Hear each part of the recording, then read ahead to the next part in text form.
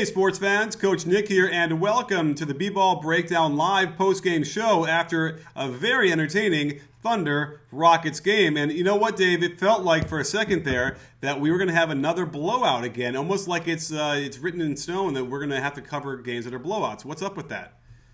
You know what? I was getting a little nervous myself, but as my wife pointed out while she was watching the game with me, she feels like this year is the year of the comeback.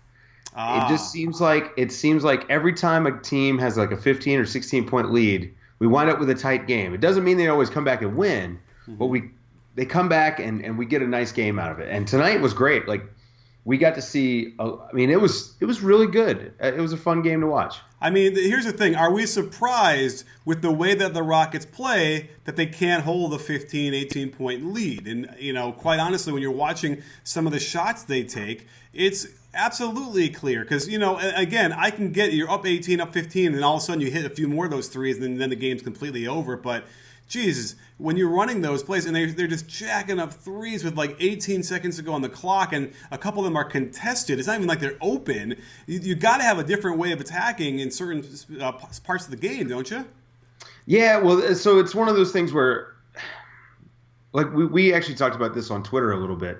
I didn't feel like they were really getting into their offense very much. It seemed like the scouting report, I think, and maybe this is the case. I haven't watched enough OKC games lately, but maybe the way that the scouting report was set up was to try to attack early and just get to the hoop and kick out. That's what we saw a lot of, and it was working.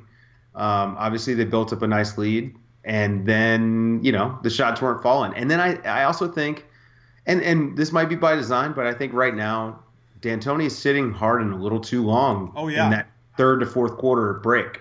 Well, I think he tried to ride out that lead and thinking, well, we're okay, we're a blowout, whatever. But no, there's no question. He came in with like under 8 minutes to go, I think, and the game had gotten close at that point, maybe 8 points or something like that. And it felt like he should have been in at least a minute earlier before that. And I get it. You want to get the other guys some experience and whatever. And by the way, the OKC Thunder were able to close the gap with Russ on the bench.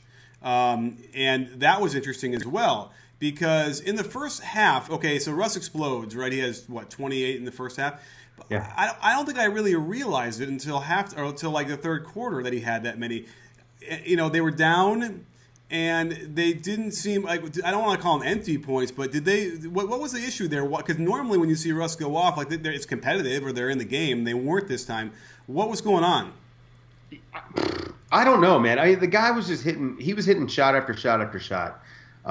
So give him credit. Like he never quit, and he hit how many threes did he? Let me pull up the box score. We had 7 at one point, and as a career high, I think.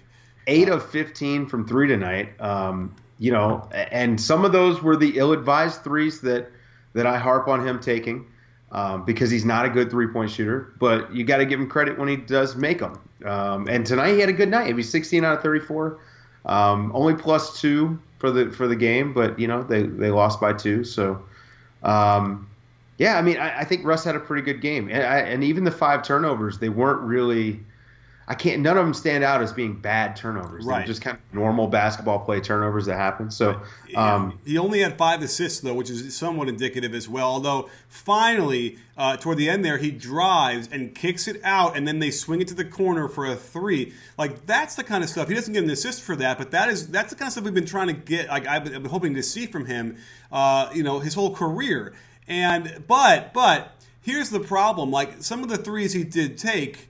I get it if you're down, you're trying to get back in the game or whatever, but at some point when they were down and they were having trouble scoring, that is a time when you're supposed to use this God-given talent you have to get to the basket, right? Everyone wants to come at me and yell at how great he is at getting to the basket, because we can argue all day about finishing, but Sure. No one can argue that he can't. You get to the basket, and you can draw fouls, and you can stop the clock and get free points with the clock not moving. That's when it becomes a decision-making issue, right? Like we see Russell Westbrook doesn't seem to have the ability to understand the nuances of what the score is, what is going on in the game at that moment, and what should be done to get the correct shot. And I think that's what's plagued him, and I think it's what plagued him down the stretch. Let's just go straight to the last possession of the game. Everyone knows what's coming. It's no surprise. the Rockets weren't surprised. I wasn't surprised. You weren't surprised. Russ is going to dribble the clock down till there's about 6 or 7 seconds left, and he's going to take a bad three, and there's going to be a long rebound. That's it. That's an instance where, why can't they just run a pick and roll? Like, if you're not going to call up a play to get a good look and they had like 16 seconds left when they got the ball. Oh, wait. No, it was almost 24, right? Yeah. A lot of time. Right. Why can't you just run a play to get a good look, or potentially multiple good looks? Right. Oh yeah. I mean, I think that the traditional wisdom would be like, you're afraid if you make too many passes, you're going to turn it over. But to just stand there and like they by the way, they run a pick and roll and they get a switch with Harden on him.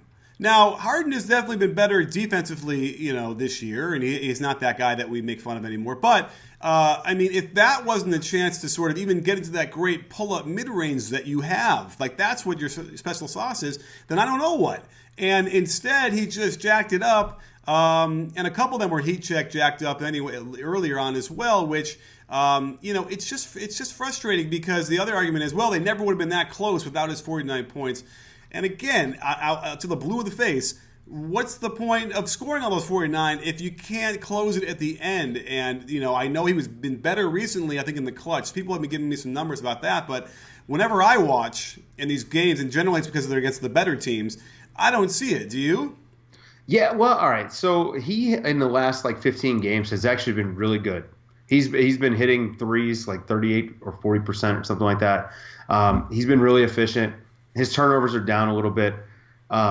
It seems like a new chapter, right, for Russ. I mean, again, it's small sample size, though. It's only 15 games. But give the guy credit. Like, he is doing his best with what he has. And you and I, you might hold this roster in a little bit higher regard than I do. I, coming into the season, thought they were terrible. But a couple of guys, Oladipo has been really good this year. And so that's huge for them.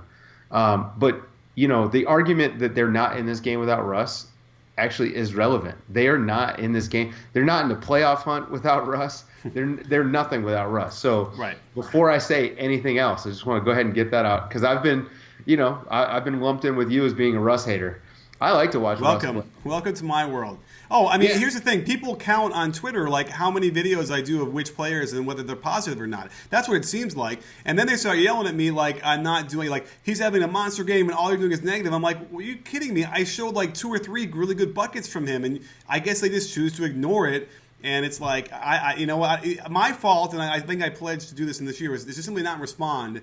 And I can't stop. I guess I need to stop just responding to those because I think that's when maybe they're just making it up and knowing that I'm going to respond. They're just going to say whatever they want and to get a tweet from me. But I'm sorry, I interrupted. No, it's okay. No. So like I was saying, like Russ has been good recently, and tonight was I think Russ was good tonight.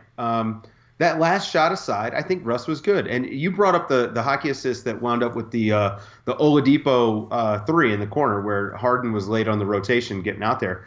This is an argument for the NBA to start tracking hockey assists as a stat on the box score. Because I think you might see guys that, and I'm not going to call anyone a stat hunter, but guys that have maybe been accused of that, maybe then they just start making the right play rather than worrying whether they're going to get the assist or not. Not that I think Russ was driving through the lane and thought, okay, well, if I make this pass, I'm going to get a hockey assist from this. But at the same time, like maybe this is something we need to start keeping track of to a greater degree. I mean, this definitely needs to be in the average fan psyche, I think. I mean, it is a hockey assist. Like hockey tracks this stuff. And guys bring this up. It'll help for contract negotiations. It'll help for a lot of stuff. Like this is not just my own personal thing. I mean, I love the hockey assist, but I think that we need to start tracking it so guys know, like, hey, I'm good at this. Right, and by the way, they do use it for contracts as well, for sure. When the agents are in there negotiating. But and I want to make sure I'm on the record too. This is a great game by Russ. I mean, it was very impressive the shots he hit. The threes, like you said, he doesn't shoot them well, but if he's on a roll, okay, great. The only problem I have is like there's context sometimes, and if the other team is on the roll and you need a good shot, like the pull-up 3 early in the clock, I don't care if you've hit 4 in a row. Like, if you're down by 13, 14 and you're in trouble, that's not a good shot. It's not a good shot for, like, even Steph. Like, that's when you want to get to the basket, maybe kick it out from there. Those are the subtle nuances that, like, a Greg Popovich would probably beat with a hammer into his head that he did with, like, Tony Parker. Without question, I'm sure that's what he did with Tony Parker. So, but that's neither here nor there, because it's simply not going to happen, and we're so deep into the career as it is now that we have to sort of take it. So he did much more good than he ever did bad tonight. The only problem is it gets magnified when it's the last couple of possessions that decide the game. Right. So this conversation, I know exactly where it's going. It's going where it always goes when we talk about Russ. It's going to Billy Donovan. Okay. And it comes down to the point. Now, Donovan has done a good job. If you want to give the coach credit, he's done a good job. They're in the playoff hunt. They're having a good season, a better season than a lot of people thought. But at a certain point, if your star player is not responding to what you're trying to get him to do, it's either you're calling this play for Russ, you're letting Russ call the play, or he's just not responding, right? So, and this is year 2 for Billy Donovan, and year 1 without Durant. So, I mean, I'm not saying, like, let's can Billy Donovan or Billy Donovan's a bad coach. I don't necessarily think he's a good coach, but, he obviously has had success in college. And like we talked about before, that doesn't necessarily mean you're a good coach, and it doesn't necessarily mean it's going to translate to the NBA. But at a certain point, you got to start to question, like, hey, these end-of-game situations where Russ just pulls up, is this Russ going off the reservation, or is this what Donovan is just giving him the freedom to do? I don't know. Yeah. And, either no one's going to say any – like, Donovan will – because he throws himself under the bus if he says, okay, well, Russ is not listening. And he throws Russ under the bus, and it probably gets fired. Like, let's be honest. Like, OKC doesn't play that game. So, it's tricky. Like, the world may never know. And I'll tell you this stuff will not fly. They will be a 5-game out in the playoffs if they're running end-of-game situations like this. Absolutely, I agree. And so, these timeouts are long. They're in there furiously scribbling and talking and gesturing and whatever. So it's hard to believe that, like, all of that. I mean, okay, granted, I'm doing it as a joke because I didn't see the huddle for this one. Yeah, but I'm imagining they were in there, they were whatever, and then that's what they get, like, whatever. Now, that said, remember, they did run a pick and roll, and they did get a switch. So, like, Donovan could be like, great, that's what we wanted. We wanted Harden guarding him and, whatever. Now, then it's on Russ, and then it's his decision-making, and you have to live and die by that either way. And that's always been my problem with him. And I don't think it's going to change. It sounds like Russ doesn't want to watch film. It doesn't sound like he wants to be self-reflective that way. And that's okay. You can do very well, and he's done very well that way.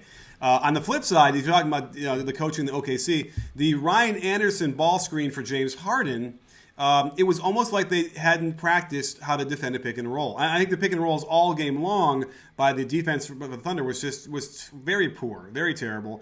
I could do a breakdown just on that, and it's just frustrating to see that because it seems pretty clear, like, after a few times that you're going to have to at least adjust, and they didn't. They kept jumping both guys to Harden, and they're kind of running into each other as Anderson's flaring out to the wing for a wide open three.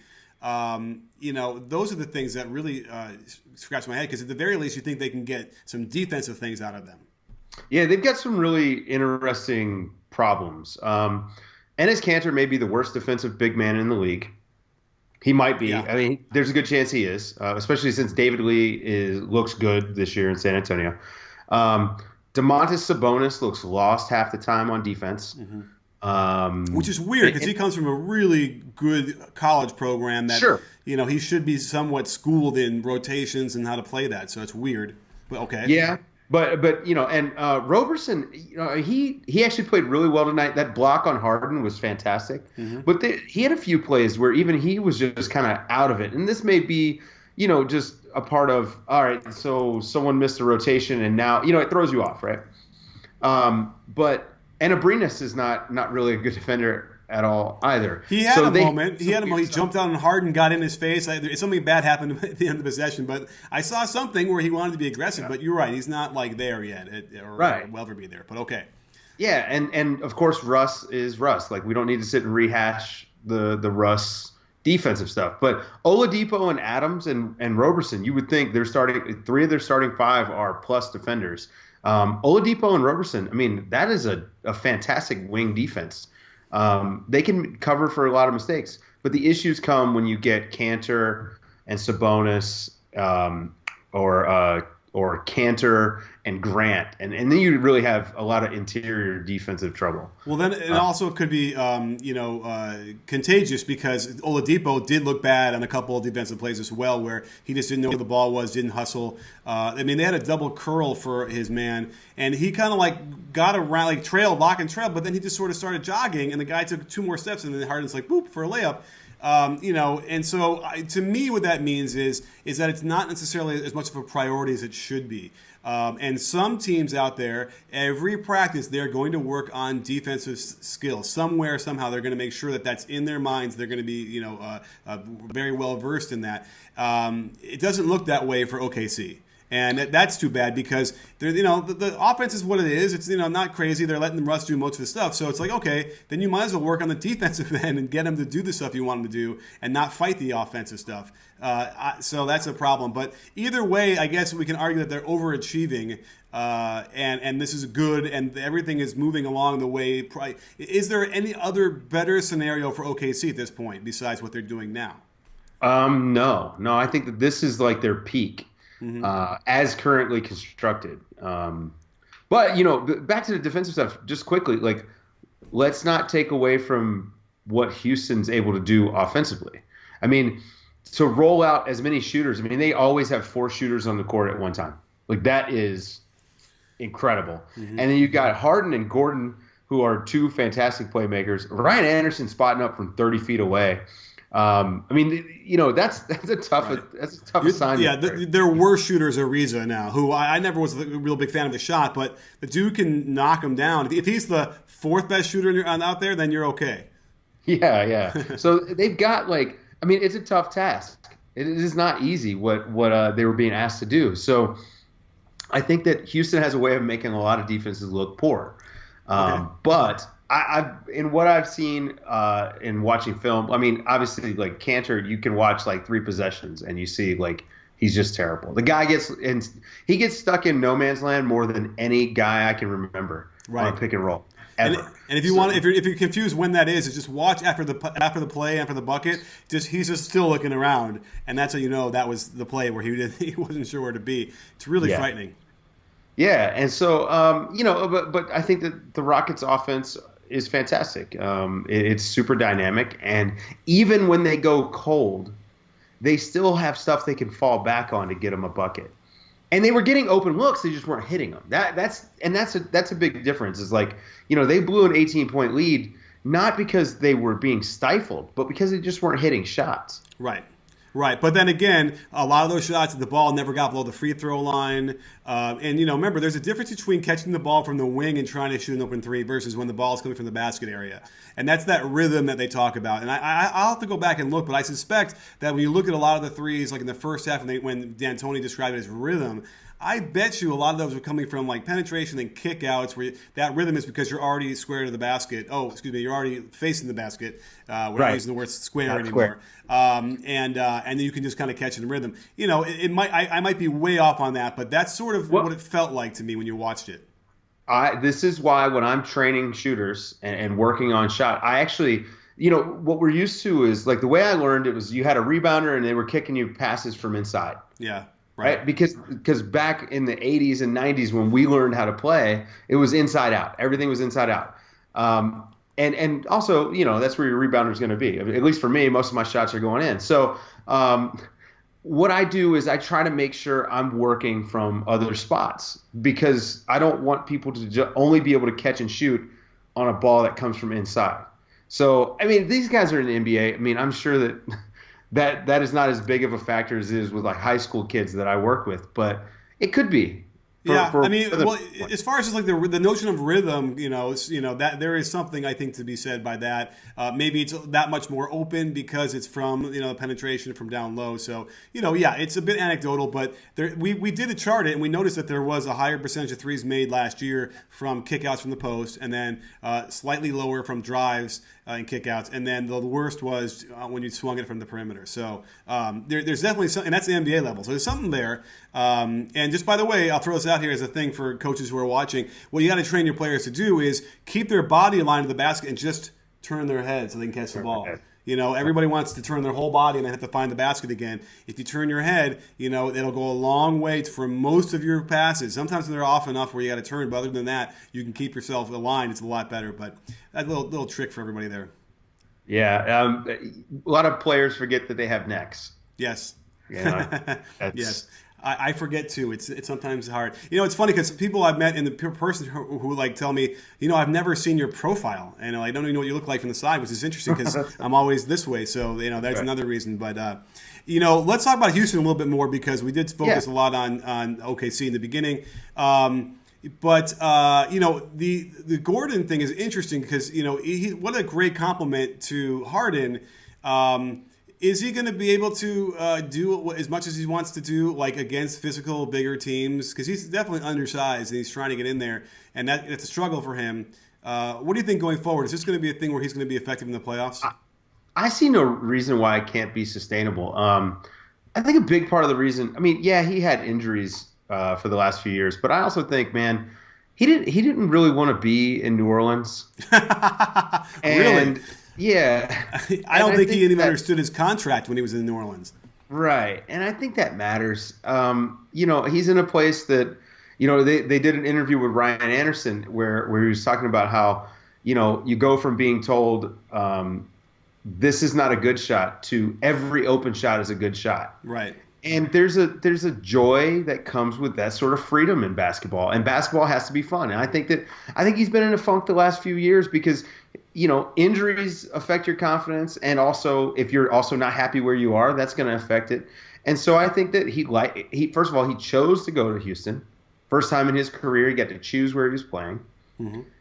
And he's playing in the most fun system you can possibly play in, which is, okay, shoot open threes, get to the basket, run pick and roll. Yeah.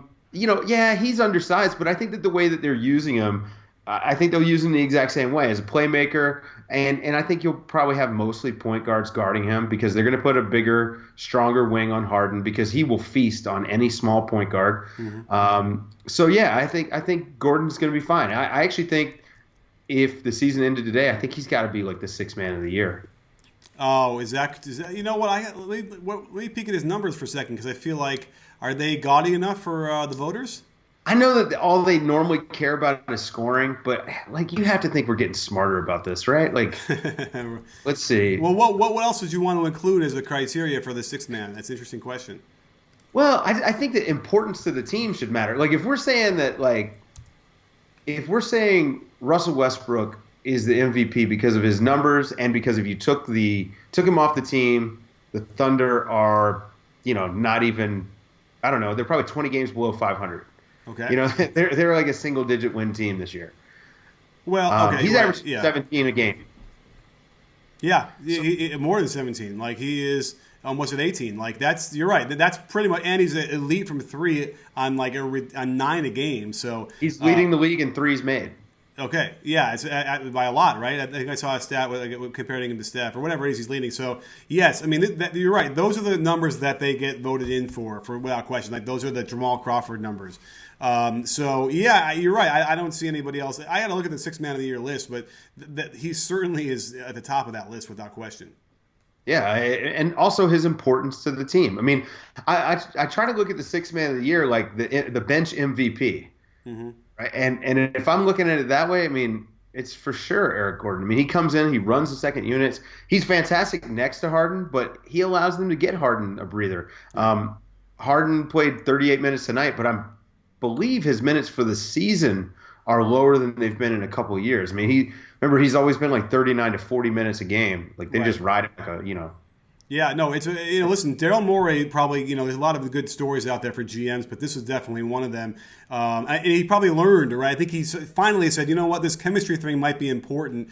And what we've heard, recently I was listening to The Ringer was that, they get along, they really like each other, whereas, the guys last year didn't, and they had done that for a couple of years in a row, throwing guys in there that might, not get along or not be, instantly easy to get along with. And so that's a good learning. It's, hey, you could could be older. You could be a GM for 15 years and still learn some stuff. So, the only question now is are they, they struggled at home against the Thunder, right? And that was a team, if they wanted to be considered, upper echelon, they probably should have handled better than they did ultimately, even though they did have a big lead. So that's the question. Are they ready to take a jump and start to compete with, the Warriors?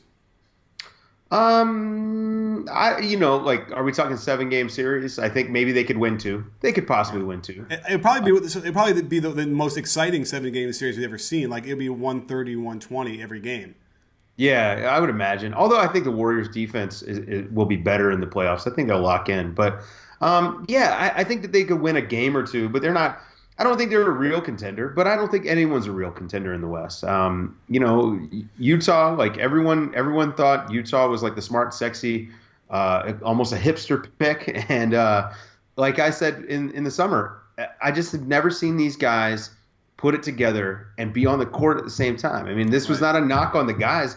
They're all talented players. They're young, but they're just injury prone. And it just seems like they have a lot of those guys. I mean, already, like George Hill was having a fantastic season and now can't get on the court and stay there.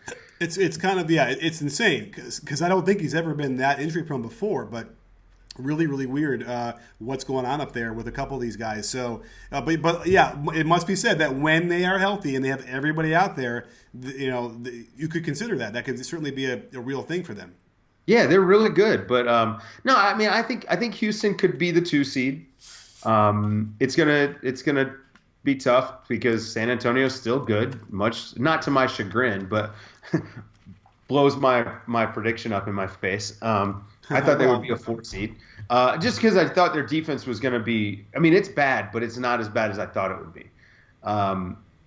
So I think Houston's probably safely the 3 seed, especially given that Blake Griffin's going to be out and Chris Paul is going to be slowly worked back. I think that Houston will be the 3 seed. My hope, I would love to see a 7-game series with OKC. I think it'll be fun. Yeah. Oh, yeah. See 7 games. Yeah, that could be the 3-6 or something like that. That would be great. Yeah. And then, if Houston can get by there, then they don't have to face the Warriors until the conference finals. And so right. A lot of interesting intrigue, and hopefully it'll continue to be that way. It feels like the first part of the season has kind of been a little bit, dry. And we need some more intrigue. The NFL is almost over, thank God. And we can kind of really start to focus, and everybody can focus on the NBA now. It's going to be interesting the next couple of months, I would say. Yeah, well, I think things are about to heat up. I mean, we had the Kyle Korver trade news tonight. Atlanta, and someone brought this up, Atlanta is the 5th seed, and they're on a 5-game winning streak, and they're starting to blow it up. Exactly. They are the 5th seed, and they're on a 5-game winning streak.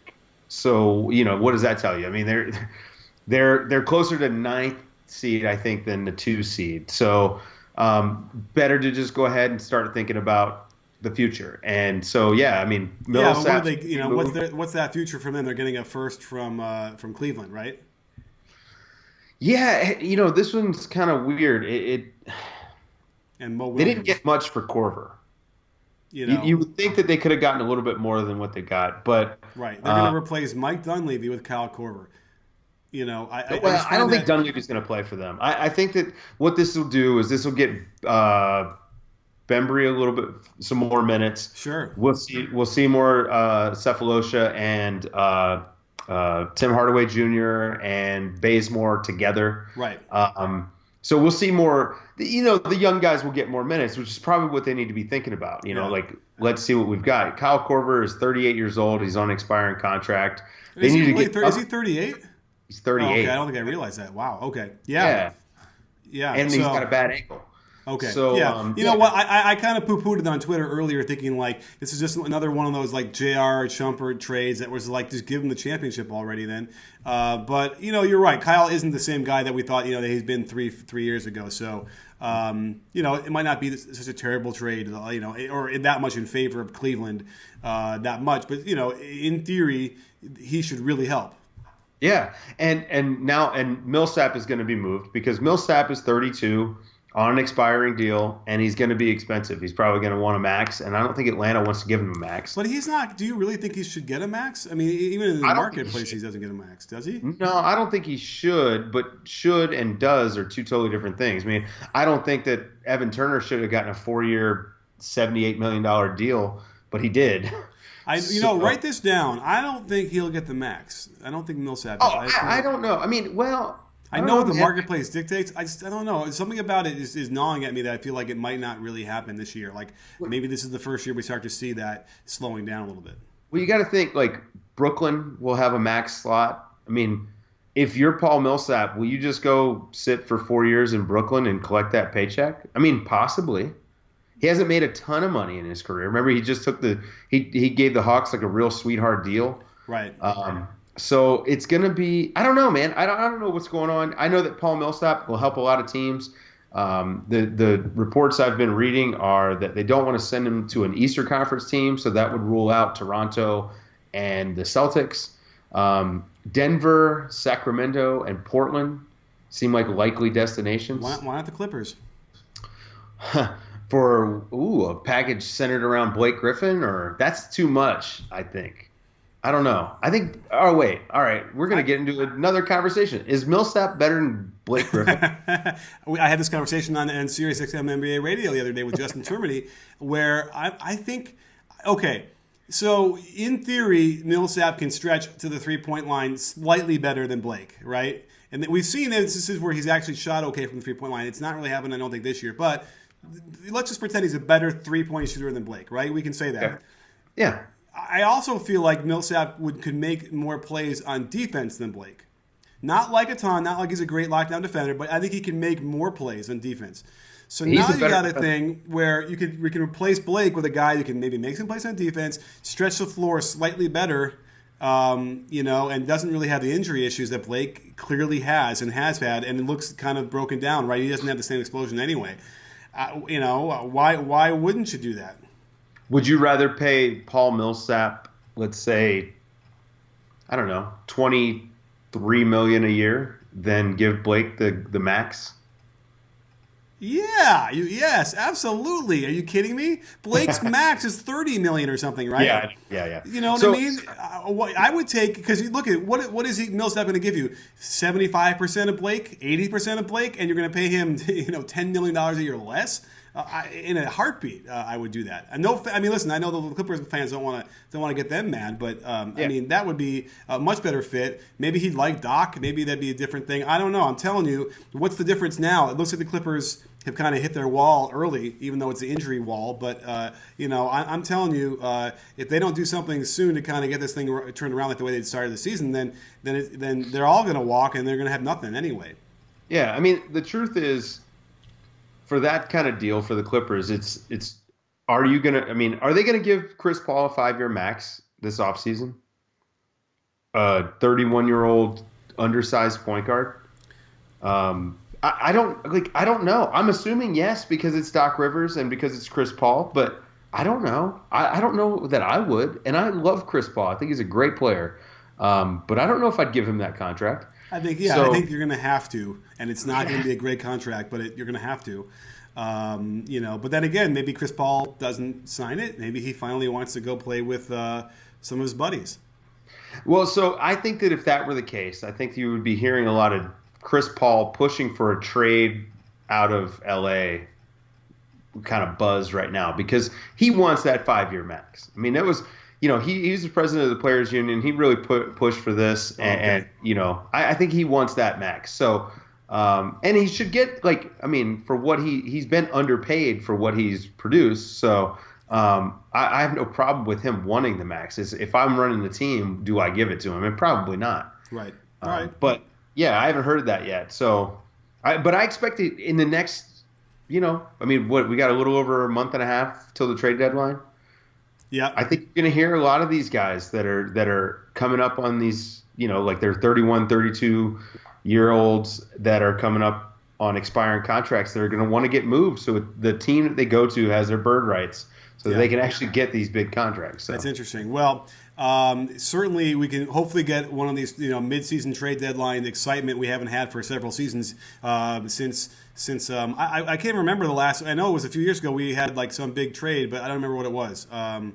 Because Kevin Love was before the season started, whatever it was. Anyway, well, great show. Yeah. We covered a lot of stuff in a hurry, and so we'll get this up as soon as possible. So, Dave, we'll be back at it with our podcast on Monday. Every Monday, you and I do our Solving the NBA's Problems One Question at a Time podcast. And by the way, everyone should listen to Dave's podcast as well. That Guy podcast. That's right. Yeah, I've been on a hiatus while I'm rebuilding my office, but I'm expecting to be back early next week. Okay, get it up going, That Guy, because you are that guy, and I am, I guess, that coach. So thanks for joining us, everybody, sports fans. And don't forget, at B-Ball Breakdown, we're not a channel, we're a conversation. You in? You in, Dave? Yes, I am.